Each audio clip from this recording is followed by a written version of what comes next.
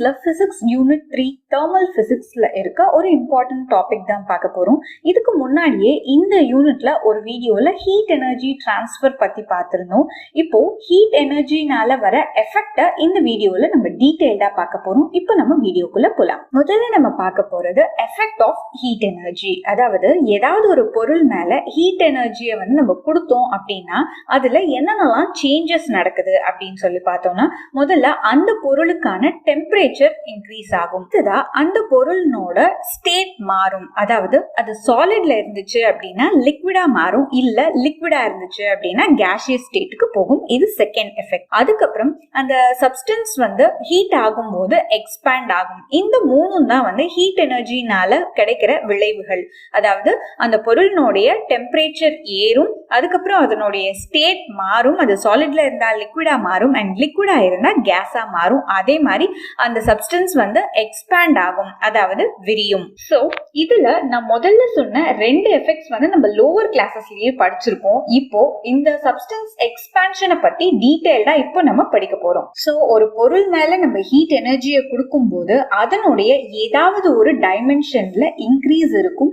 இதுதான் நம்ம எக்ஸ்பான்ஷன் அப்படின்னு சொல்றோம். அது எதனால நடக்குதுன்னு பாத்தீங்கன்னா ஹீட்னால நடக்கிறதுனால இந்த எக்ஸ்பான்ஷனை தெர்மல் எக்ஸ்பான்ஷன் அப்படின்னு சொல்றோம். அதாவது change in dimension due to rise in temperature is called as thermal expansion. So இந்த thermal expansionக்கு ஒரு நல்ல எக்ஸாம்பிள்னு பாத்தீங்கன்னா தெர்மோமீட்டர்னுடைய working principle. நமக்கு தெரியும் தெர்மோமீட்டருக்குள்ள இருக்கிற அந்த பல்புக்குள்ள இருக்க லிக்விட் மெர்க்குரி அப்படின்னு சொல்லிட்டு. சோ நீங்க தெர்மோமீட்டரை ஒரு ஹாட்டான சப்ஸ்டன்ஸ்ல நீங்க டிப் பண்ணும்போது என்ன ஆகும், அந்த ஹீட் எனர்ஜினால தெர்மல் எக்ஸ்பான்ஷன் நடக்கும். அதாவது மெர்க்குரியோட லெவல் ரைஸ் ஆகும். அதுதான் நம்ம டெம்பரேச்சர்ல ரைஸ் இருக்கு அப்படின்னு சொல்லி தெர்மோமீட்டர்ல நம்ம தெரிஞ்சுக்கிறோம். சோ இது தெர்மல் எக்ஸ்பான்ஷன். சோ ஒரு சப்ஸ்டன்ஸ் எந்த ஸ்டேட்ல இருந்தாலும் சரி, சாலிட், லிக்விட் ஆர் கேஸ், எதுல இருந்தாலும் தெர்மல் எக்ஸ்பான்ஷன் அப்படிங்கிற பினோமெனானுக்கு அது கண்டிப்பா அண்டர்கோ ஆகும்.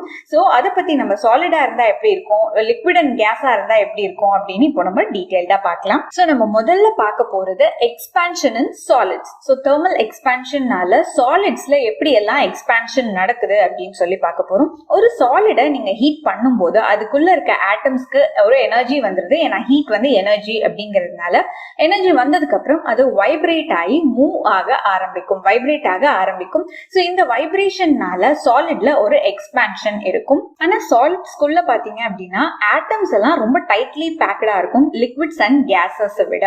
அதனால லிக்விட்ஸ் அண்ட் கேஸஸ் கம்பேர் பண்ணும்போது இந்த எக்ஸ்பான்ஷன் கொஞ்சம் கம்மியா இருக்கும் சாலிட்ஸ்ல. சோ சாலிட்ஸ்லயே 3 டைப் ஆஃப் எக்ஸ்பான்ஷன் இருக்கும். அது என்னென்ன அப்படின்னு பாத்தீங்கன்னா linear expansion, superficial expansion and cubical expansion அப்படிங்கிற